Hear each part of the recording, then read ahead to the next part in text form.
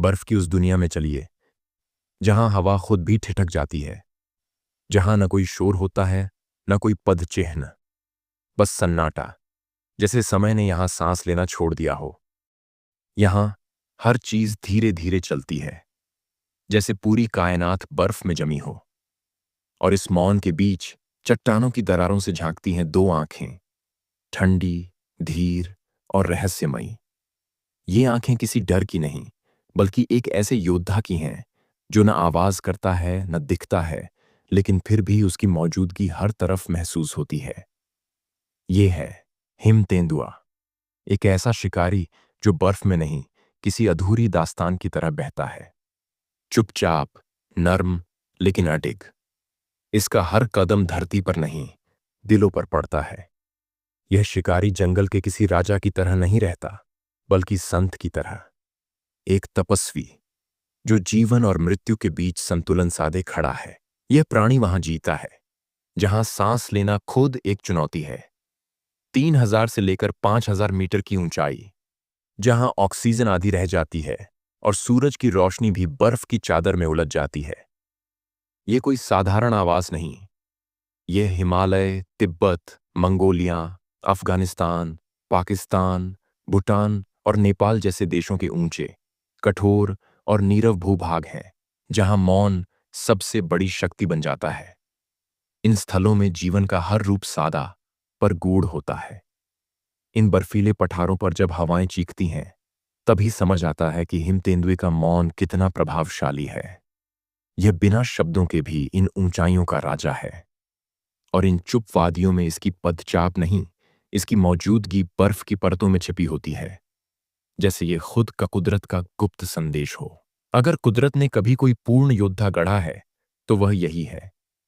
इसकी खाल दोहरी होती है, अंदर एक गर्म ऊनी परत और बाहर लहराते लंबे बाल, जो हवा और बर्फ को इसके शरीर तक आने नहीं देता।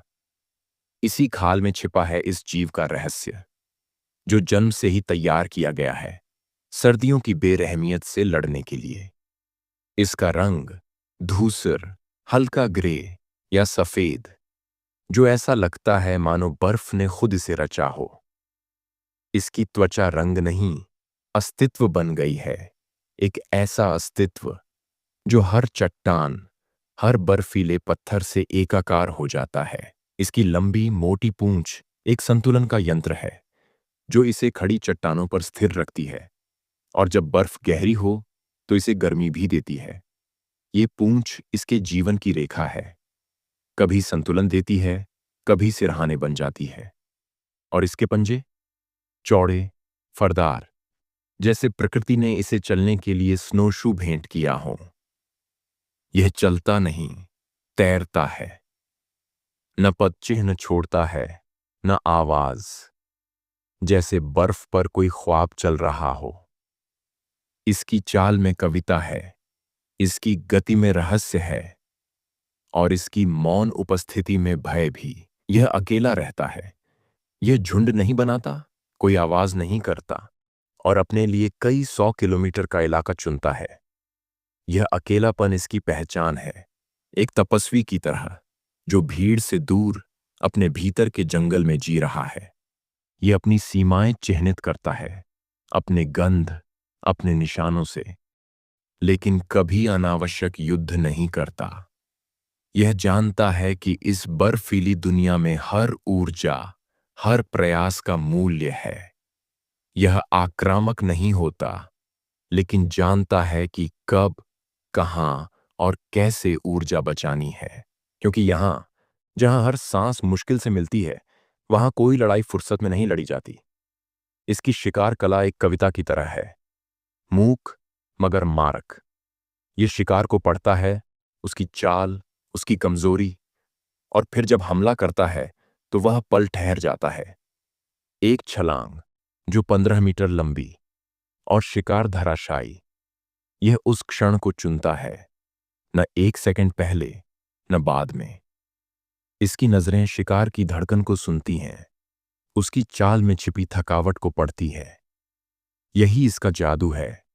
यह कभी शोर नहीं मचाता, लेकिन इसका वार आखिरी होता है। इसका पसंदीदा शिकार होता है नीली भेड़, इबेक्स, मरमोट, खरगोश और कभी कभी हिमालयी तहर। लेकिन जब जंगल सूखते हैं और शिकार गायब हो जाता है तो यह इंसानी बस्तियों की ओर भी बढ़ जाता है। ये मवेशी मारता है लेकिन दोषी नहीं होता, क्योंकि हमने ही तो इसकी दुनिया छीनी है। इसके जंगल काटे, इसका शिकार छीना और इसकी राहों को दीवारों में बदल दिया। इसके शिकार का इलाका अब सड़कों में बदल चुका है। इसकी खामोशी अब मशीनों की आवाज में डूब चुकी है। और जब यह मजबूरी में गांवों तक आता है तो इसे गोली या जहर से मार दिया जाता है।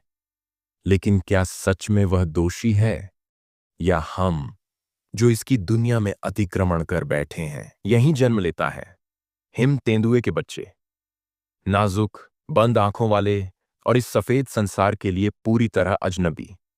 जन्म के साथ ही शुरू हो जाता है एक ऐसा संघर्ष जिसमें हर सांस अमूल्य होती है और हर गर्माहट जीवन का वरदान। ये बच्चे पहले 3 हफ्तों तक अपनी आंखें भी नहीं खोलते। ये अंधेरे में ही मां की गंध से उसे पहचानते हैं। इसकी त्वचा के नीचे धड़कते दिल की आवाज को सुनकर खुद को सुरक्षित महसूस करते हैं। मां कई दिनों तक गुफा से बाहर नहीं जाती। भूखी रहकर भी सिर्फ बच्चों को दूध पिलाती है, उन्हें गर्म रखती है और खुद को एक ढाल बना लेती है। जब ये पहली बार गुफा के बाहर दुनिया देखता है, ये सफेद होती है, सर्द होती है, लेकिन मां की मौजूदगी में वह डरावनी नहीं लगती। वह उन्हें चलना सिखाती है, लड़खड़ाते कदमों से कैसे चट्टानों पर संतुलन बनाए रखना है, कैसे छिपना है, कैसे जमीन की कंपन से शिकारी का पता लगाना है। और फिर धीरे धीरे वही नन्हे पंजे शिकार पर पहला पैंतरा चलाते हैं। लेकिन यह दुनिया आसान नहीं है। हर 4 में से केवल 1 या 2 बच्चे ही वयस्क होने तक जीवित रह पाते हैं। ठंड, भूख और शिकारियों का डर, यह सब इनके जीवन की किताब के पहले पन्ने से ही शुरू हो जाता है।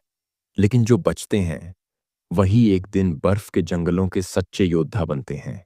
आज हिम तेंदुआ संकट में है। सिर्फ 4000 से 6000 के बीच इसकी आबादी बची है और यह भी लगातार घट रही है। जलवायु परिवर्तन, ग्लेशियरों का पिघलना, पेड़ों का ऊपर की ओर बढ़ना, इंसानी बस्तियों का फैलाव और अवैध शिकार, ये सब इसकी दुनिया को सिकुड़ रहे हैं। जो गलियारे कभी घाटियों को जोड़ते थे वो अब बंद हो चुका है। इसकी चाल अब सीमाओं से टकराती है। आज इसका हर दिन, हर रात एक जंग है, न किसी शिकारी से, न किसी जानवर से, बल्कि उस बदलाव से जो इसके अस्तित्व को निगल रहा है। इसकी खामोशी अब चीख बन गई है। बस कोई सुनने वाला नहीं। लेकिन कहानी यहीं खत्म नहीं होती। आज दुनिया भर के संरक्षणकर्ता, वैज्ञानिक और स्थानीय समुदाय इसकी रक्षा में जुटे हैं। कैमरा ट्रैप्स, जीपीएस कॉलर, हिम तेंदुआ ट्रस्ट्स और जागरूकता अभियानों की मदद से इसकी गतिविधियों को समझा जा रहा है। गांवों में अब अगर मवेशी मारे जाते हैं तो मुआवजा दिया जाता है, ताकि बदले में हिम तेंदुए की जान न ली जाए। और कुछ जगहों पर तो यह प्राणी गांव की पहचान बन चुका है, कला, कपड़ों और लोक कथाओं में रच बस गया है। अब बच्चे इसकी कहानियां सुनते हैं, इसकी तस्वीरें रंगते हैं और इसके होने पर गर्व करते हैं। और जब आप कभी इन पहाड़ों में जाएं और अचानक हवा थम जाए तो समझिए कोई आपको देख रहा है। चट्टानों के पीछे एक जोड़ी आंखें बिना किसी शोर के आपको पढ़ रही हैं। यह अब भी वही है, नजरें गहराई से भरी हुई, आत्मा सन्नाटे से सराबोर, अकेला लेकिन अपराजेय। यह चीखता नहीं, लेकिन इसकी मौन उपस्थिति पहाड़ों की रगों में गूंजती है। हिम तेंदुआ सिर्फ एक जीव नहीं, यह चेतावनी है कि अगर हमने अब भी न समझा तो अगली बार जब हम इन पर्वतों को देखें तो वहां सिर्फ बर्फ रह जाएगी, परछाई नहीं। हिम तेंदुआ एक प्रतीक है इस दुनिया का जो अब मुंह मोड़ रही है। एक आखिरी आवाज, एक आखिरी कोशिश जो कह रही है, रुको, देखो, समझो। क्योंकि अगर यह प्राणी मिट गया तो हम सिर्फ एक प्रजाति नहीं खोएंगे, हम खो देंगे अपनी उस पहचान को जो हमें इन पर्वतों से जोड़ती है। इसकी मौन चाल, इसकी एकाकी दुनिया, इसका ठंडा साहस, ये सब हमें याद दिलाती हैं कि प्रकृति की सबसे गूढ़ शक्तियां कभी जोर से नहीं बोलती, वो बस होती हैं, और उनकी अनुपस्थिति बहुत ज्यादा बोलती है। हिम तेंदुआ नायक नहीं, राजा नहीं, लेकिन एक आखिरी शेष कथावाचक है जो सर्द हवाओं में अब भी फुसफुसा रहा है। अगर तुमने सुना तो मैं अब भी यहीं हूं।